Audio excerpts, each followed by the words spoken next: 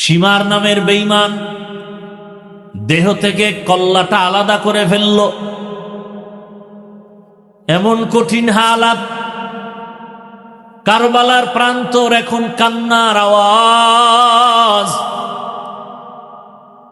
মনে হয় যেন গাছের পাতার থেকে কান্না জড়িত পানি পড়তেছে, মাটি কম্পন শুরু হয়ে গেল। হোসাইন নাই, শহীদ। আল্লাহর আদালত পর্যন্ত আরশে আজিম কেঁপে উঠল, শহীদ হয়ে গেল। বাকি যারা এদের বন্দি করে ওবায়দুল্লাহ বিন জিয়াদের আদালতে নেওয়া হলো, ওখান থেকে ইয়াজিদের আদালত, ওখান থেকে তাদেরকে আবার মক্কা মদিনায় ফেরত দেওয়া হলো। ফোরাত নদীর তীরেই হুসাইন রাদিয়াল্লাহু আনহুকে শহীদ করা হলো। 61 হিজরি, রসুলের হিজরতের 61 বছর পরে এই ঘটনা। মুহররমের 10 তারিখ হলো। আল্লাহ মুহররমের এত মর্যাদা দিলেন। হুসাইন রাদিয়াল্লাহু তাআলা আনহুর ঘটনা থেকে আমাদের শিক্ষা নেওয়া উচিত।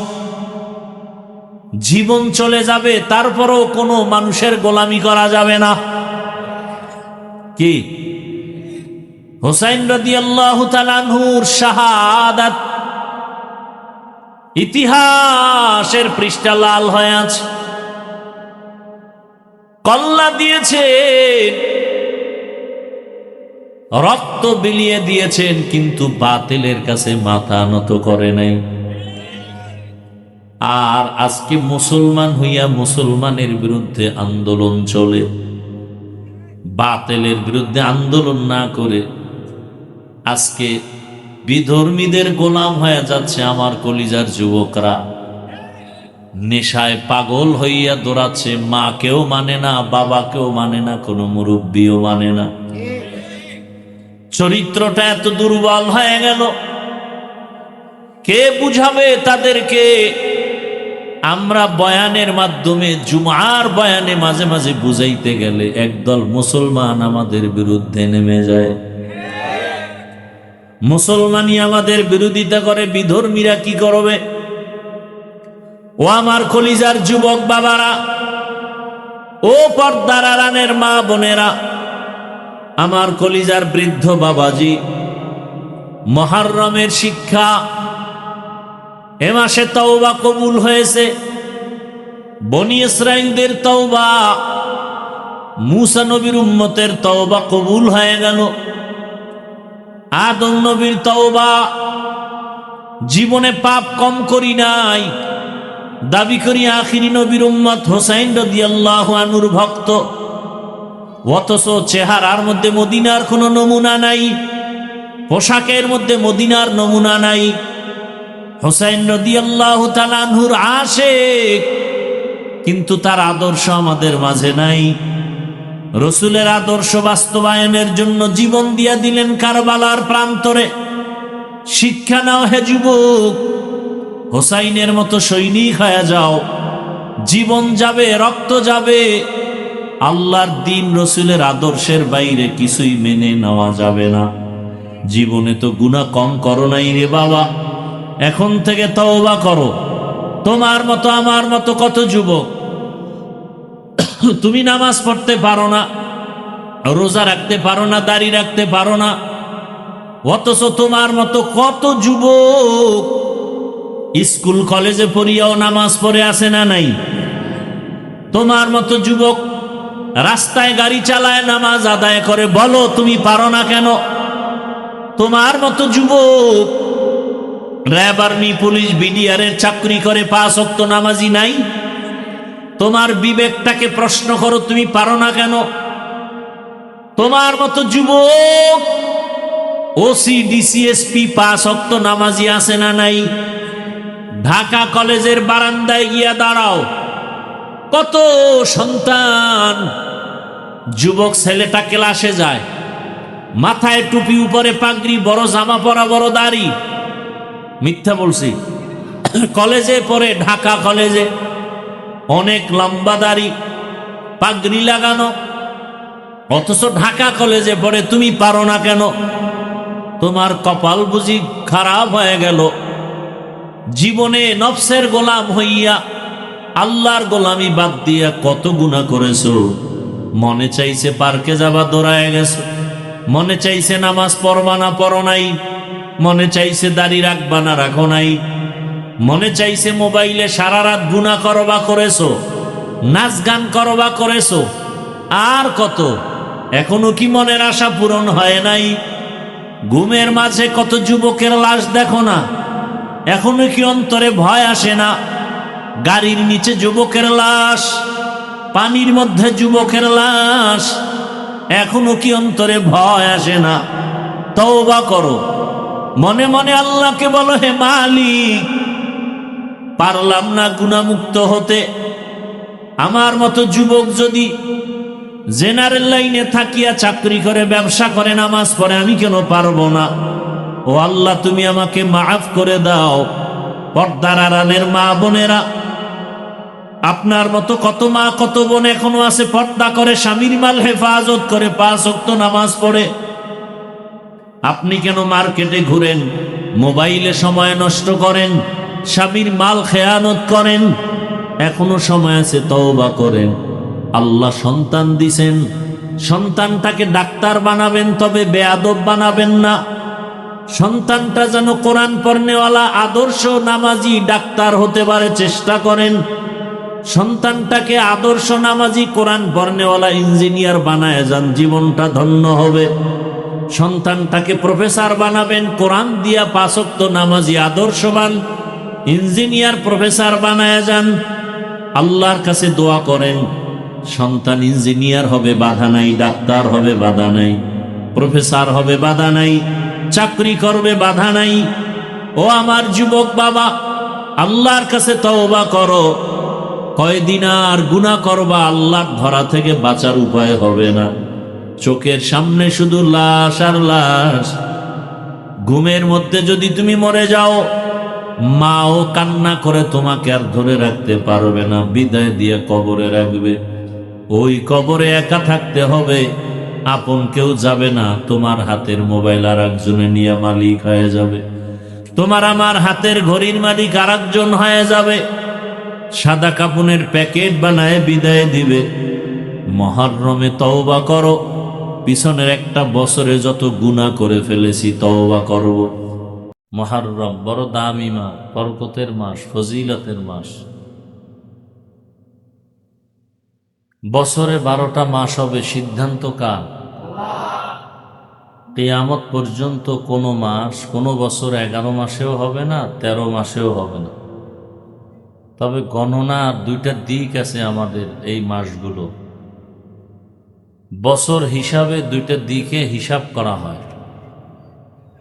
এক হিসাবে বেশি দিনে বছর হয়, এক হিসাবে কম দিনে বছর হয়। যেমন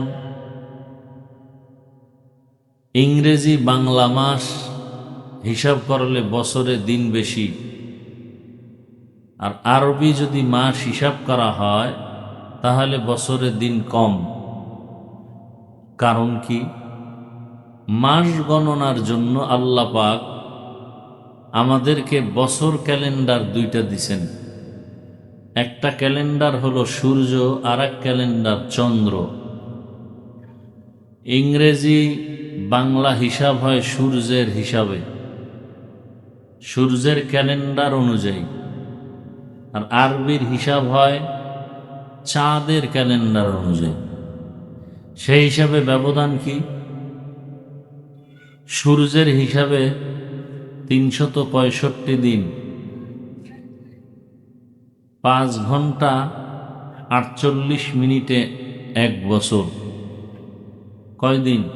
300, খেয়াল করেন, 365 দিন, 5 ঘন্টা 48 মিনিটে কত দিন, কত বছর?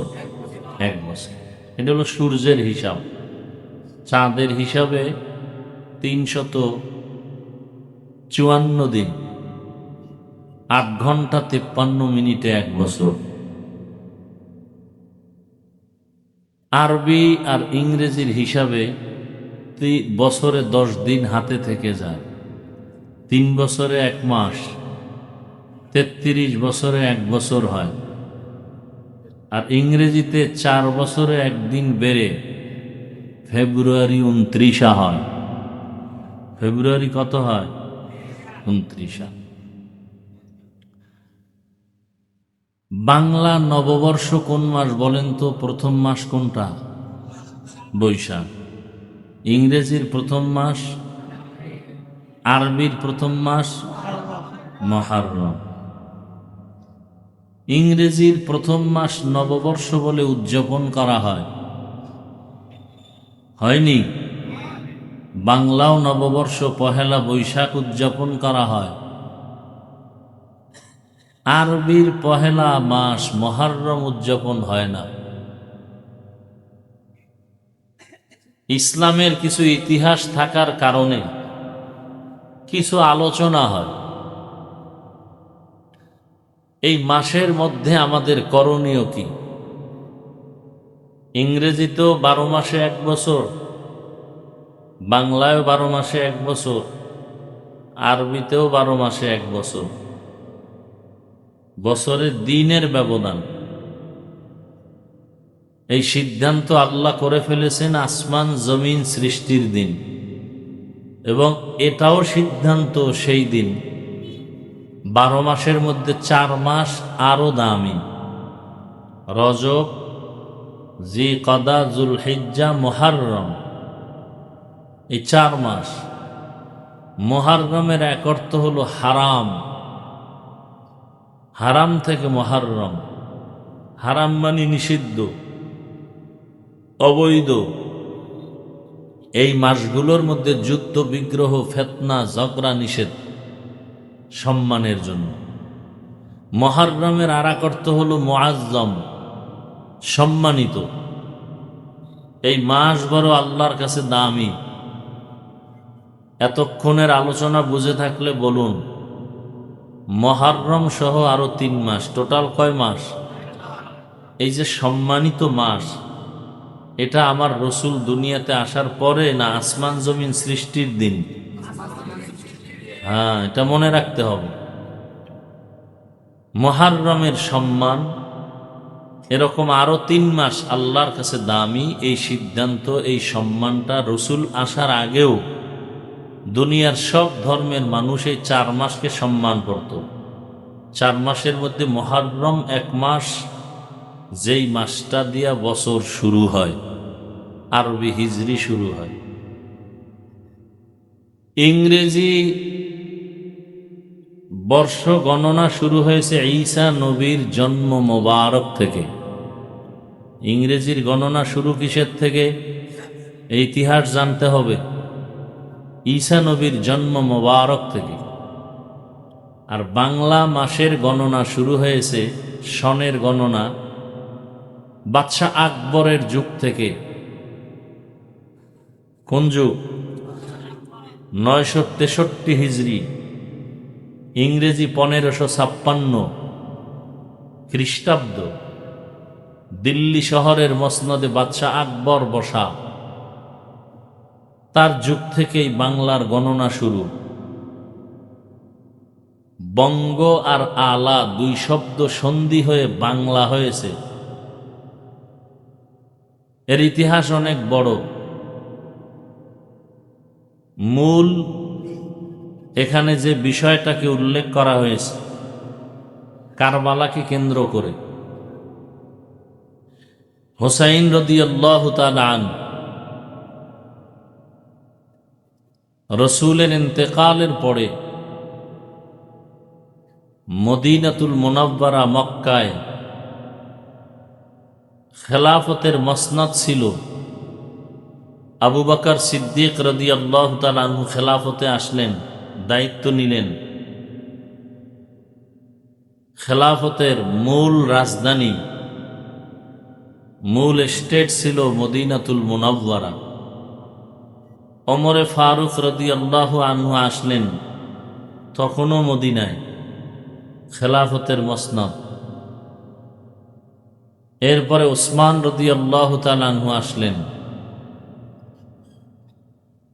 ওসমান রাদিয়াল্লাহু তাআলা আনহু শহীদ হয়ে গেলেন।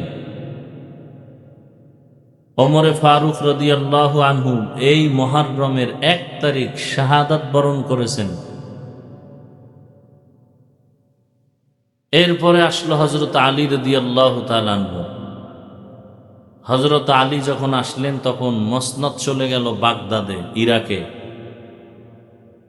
হযরত আলী শহীদ হয়ে গেলেন। এরপরের দায়িত্বে খেলাফতে আসলেন তার বড় সন্তান হাসান রাদিয়াল্লাহু তাআলা, 6 মাস বাগদাদে। এরপরে খেলাফতের মূল দায়িত্ব চলে আসলো মুআবিয়া রাদিয়াল্লাহু আনহু, চলে গেল সিরিয়ায়। এরপরে খেলাফতের দায়িত্বে ইয়াজিদ নামের মুআবিয়া রাদিয়াল্লাহু আনহুর সন্তান আসলো।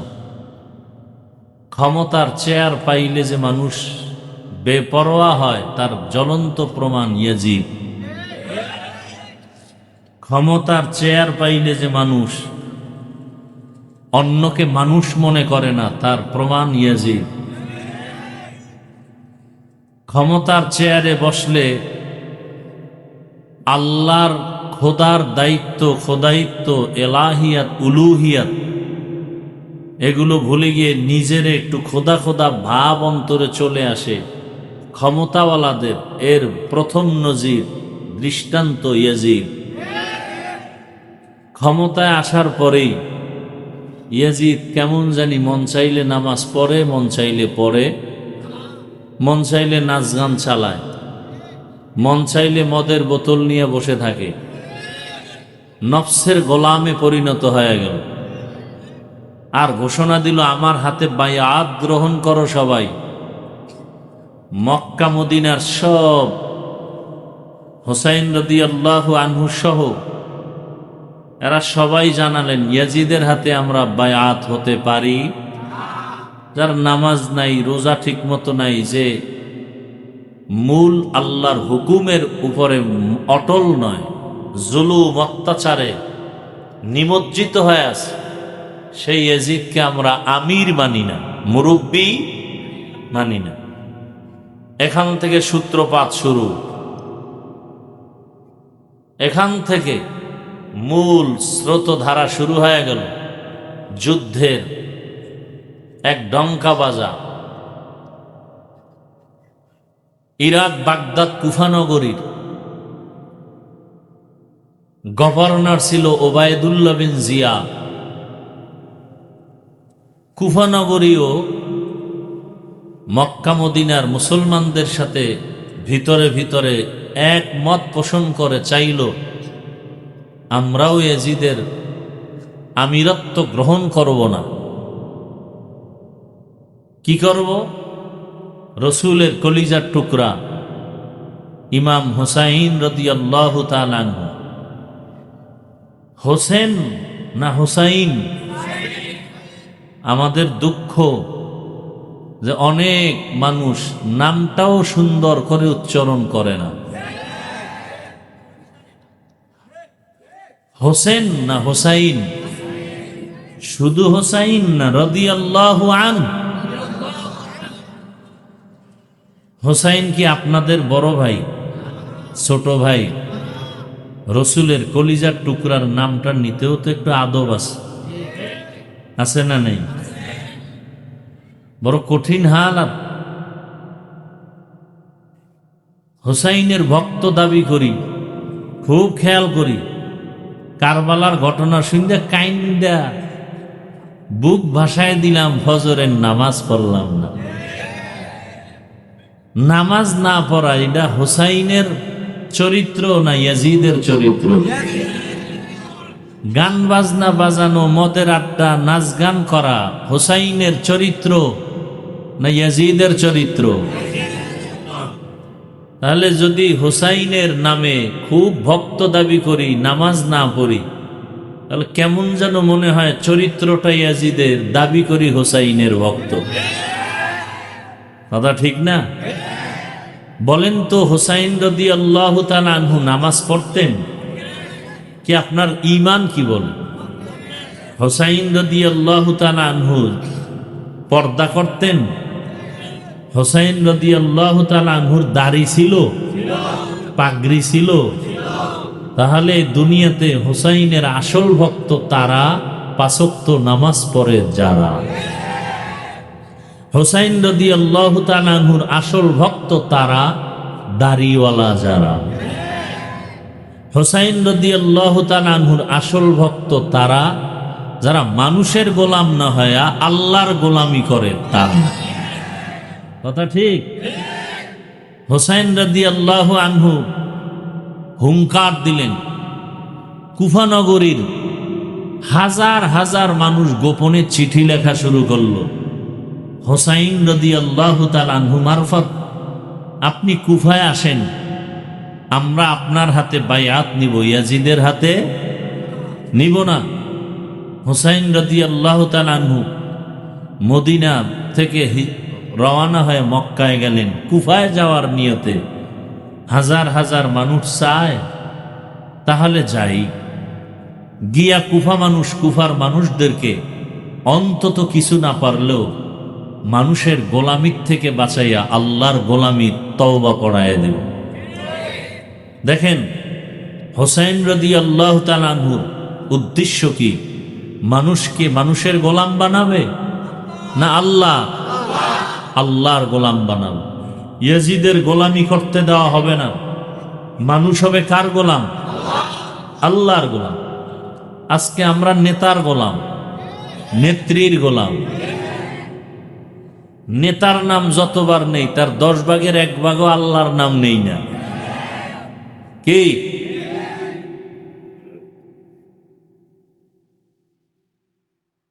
টুপির কত মূল্য নির্বাচন আসলে দেখা যায়। কেন ওই সময় টুপি না পরলে কি হয়? এরপরও অনেকে পরে যারা কখনোই। তাহলে টুপির দাম আছে না নেই? মুসলমানের কাছে টুপির দাম, দাড়ির দাম, নামাজের দাম আছে।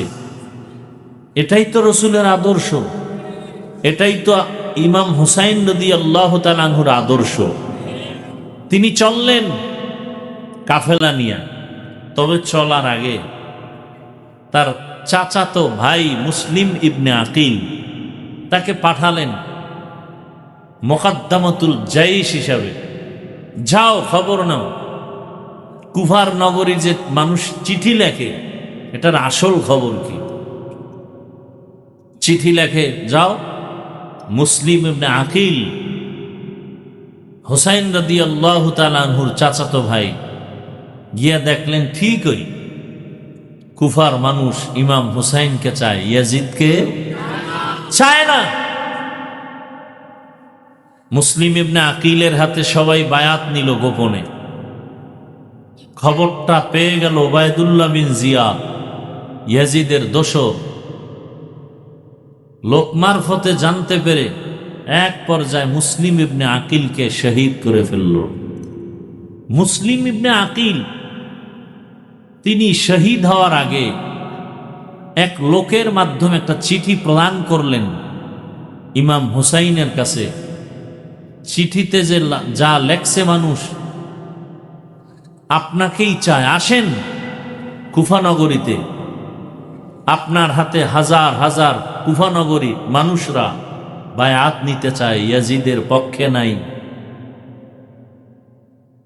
হুসাইন রাদিয়াল্লাহু তাআলা আনহু চিঠি পাইলেন ঠিকই, কিন্তু খবর আসলো মুসলিম ইবনে আকিল শহীদ। ইমাম হুসাইন চলে গেলেন।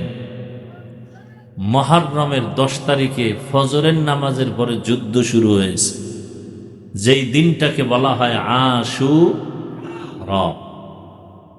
আশুরা মানে 10ম দিন, আশারা মানে 10 দিন, আর আশুরা মানে 10 তারিখ 10ম দিন। ফজরের নামাজের পরে যুদ্ধ শুরু হয়েছে। এর আগে কত কাহিনী। ইমাম হুসাইন রাদিয়াল্লাহু তাআলা আনহু হৃদয় বিদারক ঘটনা। আল্লাহ, হাজার হাজার ইয়াজিদের সৈন্যবাহিনী ওবায়দুল্লাহ বিন জিয়াদের নেতৃত্বে হাজির হয়ে গেল ফোরাত নদীর পাড়ে কারবালার প্রান্তরে। হোসাইনের সাথে যুদ্ধ করবে।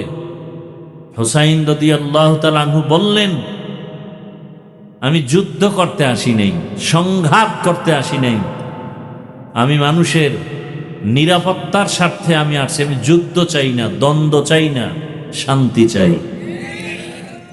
মুসলমান যুদ্ধ চায়, দ্বন্দ্ব চায় না, শান্তি চায়। দুনিয়ার সব অশান্তি সৃষ্টিকারী যারা সন্ত্রাসী, এদের কর্মকাণ্ড বন্ধ করার জন্য শান্তির একমাত্র মেডিসিনের নাম জিহাদ। জিহাদ সন্ত্রাস না শান্তির মেডিসিন? দুনিয়ার সব জালেমদের জুলুম, সন্ত্রাসদের সন্ত্রাসী কর্মকাণ্ড বন্ধ করার একমাত্র হাতিয়ারের নাম কি? জিহাদ। কিয়ামত পর্যন্ত জিহাদ চলমান। আমি আপনাদের থেকে জানতে চাই, হোসাইন রাদিয়াল্লাহু তাআলা আনহু কারবালার প্রান্তরে গেলেন ইয়াজিদের সাথে যুদ্ধ করার জন্য, অশান্তি সৃষ্টি করার জন্য? একটা গালি দিছেন, বরং কত সুন্দর কথা। হোসাইন রাদিয়াল্লাহু আনহু বললেন, আমি যুদ্ধ করতে আসি নাই, আমি অশান্তি সৃষ্টি করার জন্য চাই না। আমাকে তোমরা ফিরায় দাও, আমি বাইতুল্লাহর কিনারায় চলে যাব। তোমরা যদি আমাকে নাই মানো, ইয়াজিদের গোলামি যদি করো, যুদ্ধ করব না, আমি চলে যাব মক্কা মদিনায়। আমার পার্শ্বে আমার সন্তান, আমার বোন, রসুলের কলিজার টুকরারা আছে। তোমরা জুলুম করবা না, আমি চলে যাই, যুদ্ধের প্রয়োজন নাই। তোমাদের সাথে কোনো তর্ক নাই, তোমাদের সাথে কোনো দ্বন্দ্ব নাই। অথবা আমাকে যদি তোমরা মক্কায় ফেরত না দাও, ইয়াজিদের কাছে নাও, আমি ইয়াজিদের সাথে বৈঠক করব, পরামর্শ করব। কত শান্ত মেজাজের কথা। ওবায়দুল্লাহ বিন জিয়াদ তার সৈন্য সেনাস, কেউ হোসাইনের প্রস্তাব মানে না, বরং তারা আরো গরম হয়। মানুষ গরম হয় শুধু শুধু গরম হওয়ার পেছনে কারণ অহংকার। কিসের অহংকার? বলে ক্ষমতার। কিসের? শুধু শুধু দুর্বলের উপরে গরম হয়। হোসাইন রাদিয়াল্লাহু তাআলা আনহুর উপরে অত্যাচারের স্টিম রোলার চাপিয়ে দেওয়ার জন্য বাগদাদের গভর্নর ওবায়দুল্লাহ বিন জিয়াদ যে গরম হলো সৈন্যবাহিনী নিয়ে, বুঝে থাকলে বলেন হোসাইনের কোনো দোষ আসেনি? নিরপরাধের উপরে কেউ জুলুম করলে এর নাম হলোই সন্ত্রাস। এর নাম কি? সন্ত্রাস। এই সন্ত্রাস দমনের একমাত্র হাতিয়ারের নাম জিহাদ। আজকে অপব্যাখ্যা করে জিহাদ মানি সন্ত্রাস। এই কথা বলে ইসলামকে কুলুষিত করতে চায় দুনিয়াদার, দুনিয়ালোভী ইহুদিদের দালাল যারা, তারা। তুকু যাও সুন্নতে আহমদ কুজা পা মুহাম্মদ কৈবুয়াদ নিসবত তোরা মান আহাব্বা সুন্নতি কৌলে রসুল মজদায়ে কা নামাই হামকুন কবুল। হোসাইন রাদিয়াল্লাহু তাআলা আনহু বললেন, আমাকে কোথায় নাও? মদিনায় যদি যেতে না দাও, ইয়াজিদের দরবারে নাও। তারপরে আমি সংঘাত চাই না, যুদ্ধ চাই না, দ্বন্দ্ব চাই না। শেষ পর্যন্ত ওরা মানে নাই। হোসাইন রাদিয়াল্লাহু তাআলা আনহু তার সন্তান, তার বোন, ভাতিজা সহ 80 থেকে 82 জন লোক এক কাফেলায়, আর বিপরীত লাইনে ওবায়দুল্লাহ বিন জিয়াদ ইয়াজিদের বংশের মধ্যে সেনা সৈন্যদের মধ্যে হাজার হাজার। ওরা বলল যুদ্ধ করব।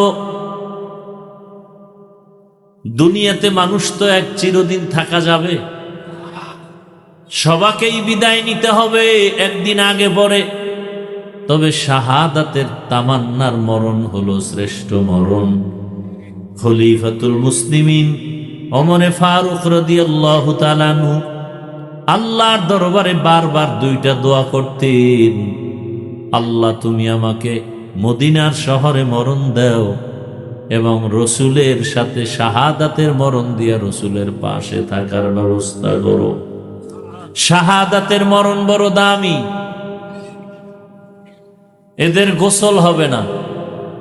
যুদ্ধের ময়দানে রক্তমাখা জামা নিয়া জানাজা হয়ে যাবে, হাসরের ময়দানে রক্তমাখা জামা নিয়ে উঠবে।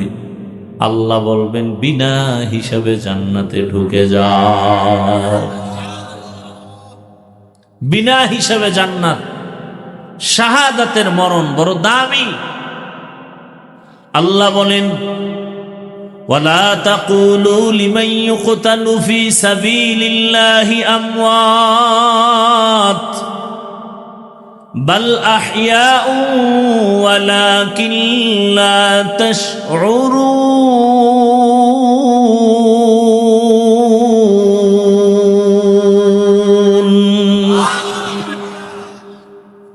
যারা আল্লাহর পথে জিহাদের ময়দানে শাহাদাতের মর্যাদায় চলে যায়, এদেরকে তোমরা মৃত্যু বলিও না, এরা জিন্দা। এরা কি? সমস্ত নবী পয়গম্বর রসুলরা কবরে, যারা শহীদ হয়ে গেছেন তারাও কি? তারাও জিন্দা।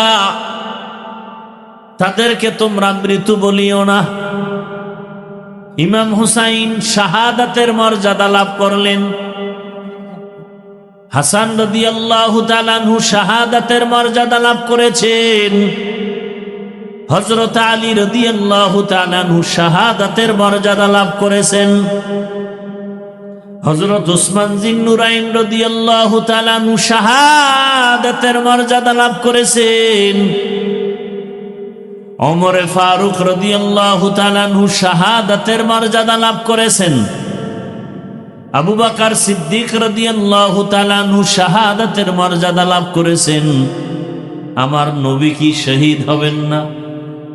আমার রসুলে কেউ যদিও কোনো বেঈমান আঘাত করে দুনিয়া থেকে বিদায় দেয় নাই, কিন্তু রসুল স্বাভাবিক অবস্থায় ইন্তেকাল হলেও আমার রসুলকেও আল্লাহ শাহাদাতের মর্যাদা দান করেছে। ইমামুল আউয়ালিন আল আখিরিন বাহরে সাদকা রাহমাতাল লিল আলামিন সাইয়্যিদুল কাউনাইন খাতমুল মুরসালিন আখির আমদ বুদ ফখরুল আউয়ালিন শুদ ওজুদাস রাহমাতাল লিল আলামিন মসজিদে ও শুদ হামারো এ জমিন। ওগো নবীর উম্মতেরা হয়ে আজি দিশাহারা, কোরআন হাদিসের চলো যখন যাহা চায় মনে, নবী বিনে কে তরাবে উলসিরাত মিজানে, নবী বিনে কে তরাবে উলসিরাত মিজানে। উম্মতের কান্ডারি নবী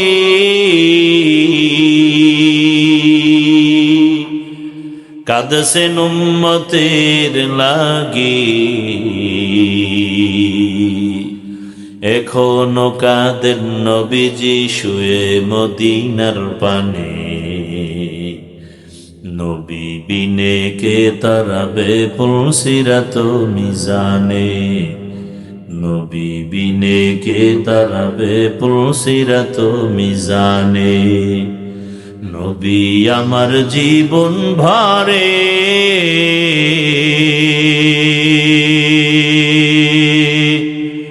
দিনের লাগি কষ্ট করে, দান দান শহীদ করিলে উহুদেরই ময়দানে। নবী বিনে কে তারাবে পুলসিরাত মিজানে, নবী বিনে কে তারাবে পুলসিরাত মিজানে। এরে নবীর আশিক রহমতের নবী আমার বলেন, আল হাসান আল হুসাইন মিন্নি, হাসান ও হুসাইন আমার কলিজার টুকরা, আমার থেকে। আমি মুহাম্মদ তাদের থেকে। রহমতের নবী আমার কালেমার দাওয়াতের জন্য যখন বের হতেন, সর্বশেষ কলিজার টুকরা ফাতেমা রাদিয়াল্লাহু আনহার ঘরে যেতেন। কলিজার টুকরার খবর নিয়ে দাওয়াতে যেতেন। আবার কালেমার দাওয়াত দিয়ে যখন বাড়ি ফিরতেন, সবার প্রথমে রহমতের নবী আমার ফাতেমা রাদিয়াল্লাহু আনহার ঘর হয়ে তারপরে আসতেন। নবীজি বলেন, আমার ফাতেমা আমার কলিজার টুকরা, যারা আমার আহলে বাইতের কষ্ট দেয় তারা আমি মুহাম্মদের এই কষ্ট দেয়। দরুদ ও সালাম পড়বে, দোয়া করবে, শুধু আমার জন্য না, আমার সাথে আমার আহলে বাইতের জন্য দোয়া করবে। এজন্য যখন আমরা দরুদ পড়ি সাল্লাল্লাহু আলাইহি ওয়াসাল্লাম পড়ি, আমি বাড়ায় পড়ি ওয়া আলিহি ওয়াসাল্লাম, সাল্লাল্লাহু আলাইহি ওয়া আলিহি ওয়াসাল্লাম। শুধু রসুলের উপরে শান্তি না, তার আহাল আহলে বাইত এদের উপরেও শান্তি বর্ষিত হোক। এই শব্দটা বাড়ায় পড়বেন, সাল্লাল্লাহু আলাইহি ওয়া আলিহি ওয়াসাল্লাম। স্পষ্ট হক আদায় করে ভক্তি শ্রদ্ধার সাথে। হুসাইন রাদিয়াল্লাহু তাআলা আনহু যখন ভাবলেন প্রতিপক্ষ ওরা বাঁকা হয়ে দাঁড়ায় গেল, যুদ্ধ করবে আমার সাথে, এবার হুসাইন রাদিয়াল্লাহু তাআলা আনহু আল্লাহর উপরে ভরসা করলেন। আগের দিন 9 তারিখ জিলহজ মুহররমের 9, আপনজনদেরকে বসাইয়া বললেন, বিপরীত সাইডের দুশমনদের হালাত বড় খারাপ, ওরা যুদ্ধের প্রস্তুতি নিয়ে নিল, ওদের অস্ত্র শস্ত্রের অভাব নাই, আমাদের হাতে কিছুই নাই। কে আছেন?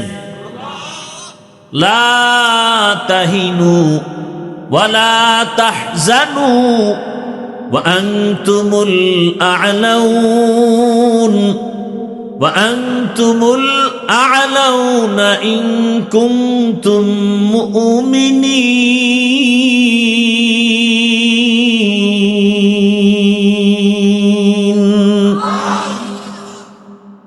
মুসলমানের কোনো ভয় নাই, মুসলমানের কোনো চিন্তা নাই, এরা বিজয়ী হবেই হবে।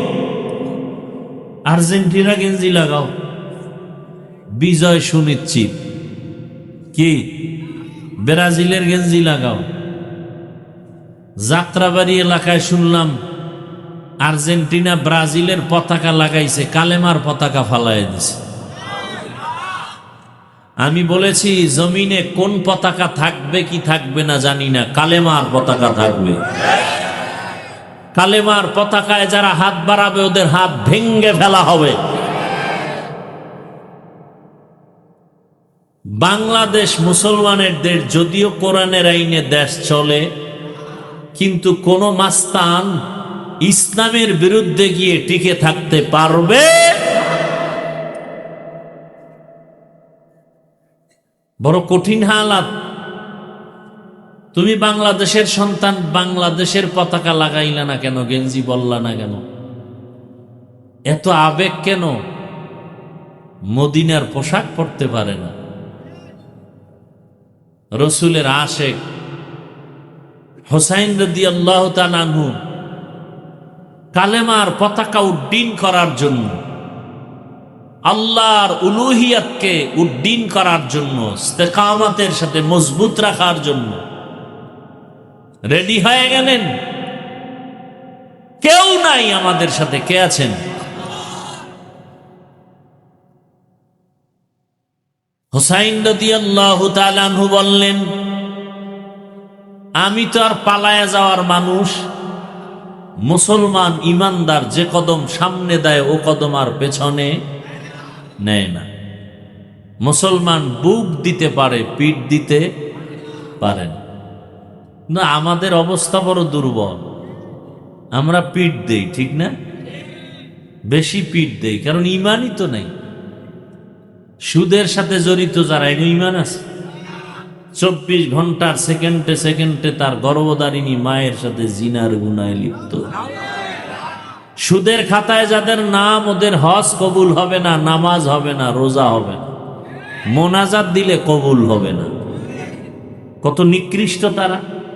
নামি দামি 5-7টা সুদখোরের নাম লেখা ধান খেতে রাখলে ওই ভয়ে পোকাও আসে না, এত ঘৃণা করে। ঘৃণিত মানুষ, সুদের সাথে জড়িত মানুষগুলো, একটা মোনাজাতও কবুল হবে না। বিজয় আসবে কিভাবে? আলহামদুলিল্লাহ আমরা বিজয়ী। আমরা হোসাইনের ভক্ত, হাকিকি। দাড়ি আছে, টুপি আছে, নামাজ আছে, পর্দা আছে। আমরা আগেও যেমন ছিলাম, এখনো কোনো টেনশন নাই। আগের এমপিরাও দোয়া চাইতো, বর্তমান এমপিরাও কি চায়? দোয়া চায়। এর থেকে আর সম্মান আছে? বিনা টাকায় সম্মান কে দিছেন? গাঞ্জা খাওয়ার কারণে, ক্ষমতার কারণে না, রসুলের আদর্শের কারণে।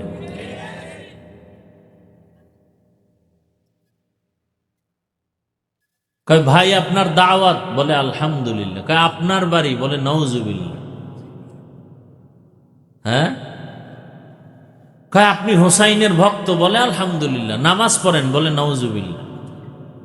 হোসাইনের ভক্ত আলহামদুলিল্লাহ। দাড়িটা লম্বা করেন, বলে নাউজুবিল্লাহ। হাসতেছেন। যারা দাড়ি কাটে ছাটে, দোনো দলের গুনাহ, কবিরা গুনাহ, সমান গুনাহ, 24 ঘন্টা গুনাহ লেখা হয়। এদের একটা মোনাজাত কবুল হবে না তওবা না করা পর্যন্ত। কত মারাত্মক! একজন নবীও দাড়িবিহীন ছিলেন না। হোসাইন রাদিয়াল্লাহু আনহু বললেন, বংশের যারা ছিল, বোন ছিল, ভাতিজা ছিল, বললেন তোমরা চলে যাও। বলে না, আমরাও যাব না, থাকবো। কপালে যা আছে তাই হবে। আমরা রসুলের কলিজা ছেড়ে যাব না। হোসাইন রাদিয়াল্লাহু তাআলা আনহুর ছোট সন্তান, শিশু আলী আসগর অসুস্থ। 3 দিন পর্যন্ত ফোরাতের পানির রাস্তা বন্ধ করে দিল দুশ্মনেরা।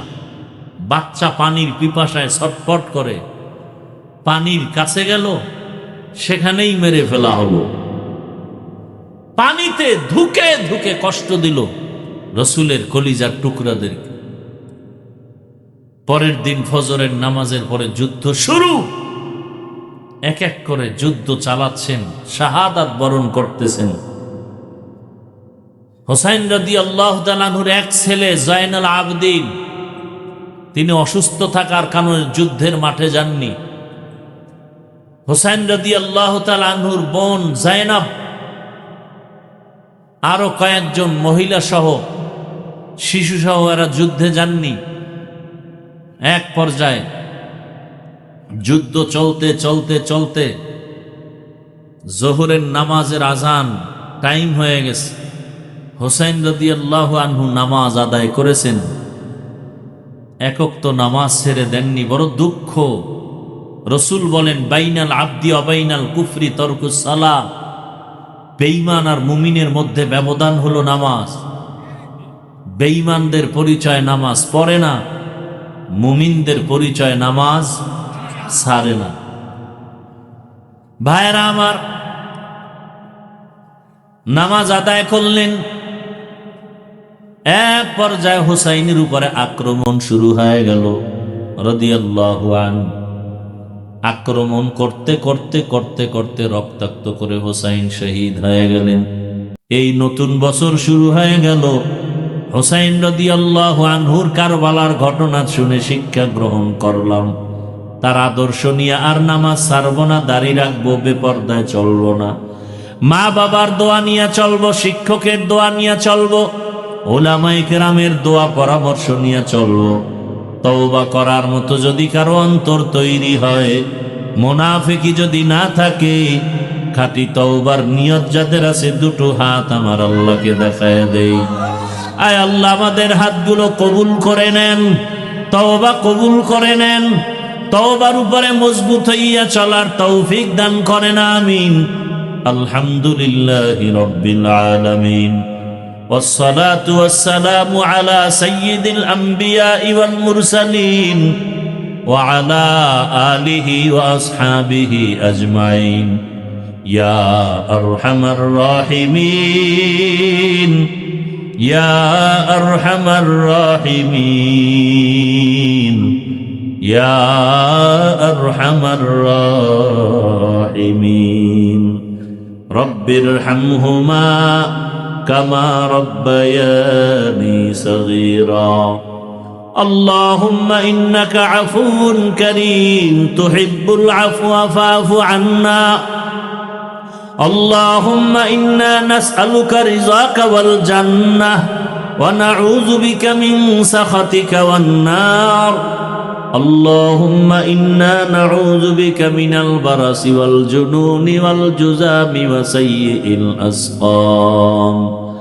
اللهم إنا نسألك بأن لك الحمد لا إله إلا أنت المنان يا بديع السماوات والأرض يا ذا الجلال والإكرام يا حي يا قيوم اللهم اجعلني في عيني صغيرا وفي أعين الناس كبيرا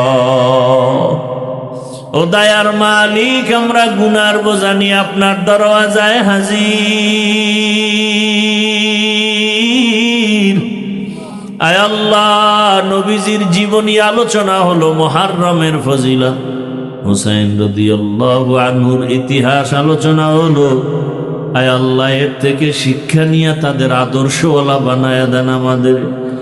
আমার কলিজার প্রত্যেকটা যুবকরে হুসাইন রাদিয়াল্লাহু তাআলা আনহুর মতো মর্দে মুজাহিদ বানায়া দেন, সুন্নতের আদর্শওয়ালা বানায়া দেন। আয় আল্লাহ, আমরা তওবার নিয়তে হাত তুলেছি, আর গুনাহ করব না, আর দাড়ি কাটবো না, নামাজ ছাড়বো না, বেপরদায় চলবো না, মা বাবার দোয়া, শিক্ষকের দোয়া, উলামায়ে কেরামের দোয়া পরামর্শ নিয়ে নবীর আদর্শ মেনে চল।